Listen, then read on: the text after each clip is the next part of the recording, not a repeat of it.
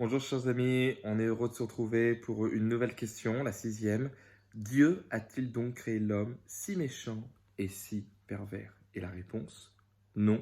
Au contraire, Dieu a créé l'homme bon et à son image, c'est-à-dire vraiment juste et saint, afin qu'il ait de Dieu, son Créateur, une droite connaissance, qu'il l'aime de tout son cœur, qu'il vive avec lui dans un éternel bonheur pour le louer et le bénir. Alors, oui, effectivement, Dieu a créé l'homme parfait, sans péché, sans défaut, sans problème, quoi que ce soit. L'homme a été créé pour glorifier Dieu. Et la trace, notamment, que l'on peut voir dans cela, c'est les talents qu'il a confiés aux hommes, qu'il a donnés aux hommes. Des talents qui n'ont pas pour but, comme actuellement, de servir à la jouissance exclusive d'un intérêt, de plaisir personnel ou d'une minorité, mais au contraire de pouvoir glorifier Dieu. Un ancien pasteur et théologien américain disait que tout ce qui nous permet de glorifier Dieu est un talent.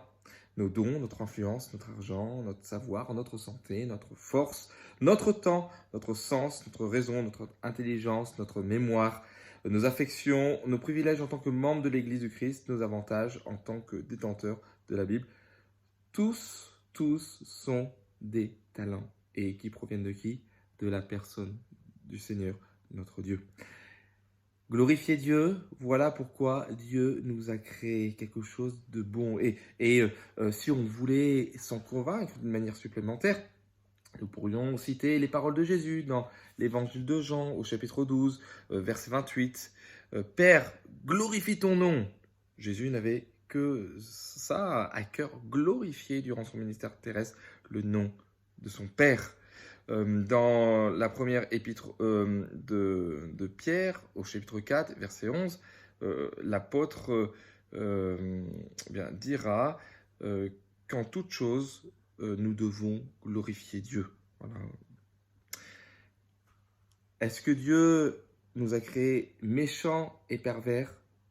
Non, il nous a créés parfaits. Mais l'homme a cherché bien des détours.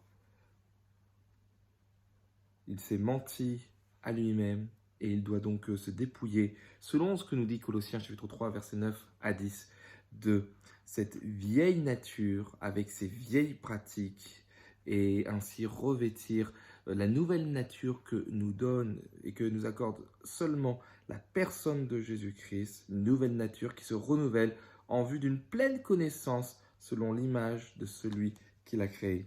Et alors, eh bien, nous pourrons aimer de tout notre cœur et vivre un éternel bonheur avec Jésus-Christ pour le louer et le bénir.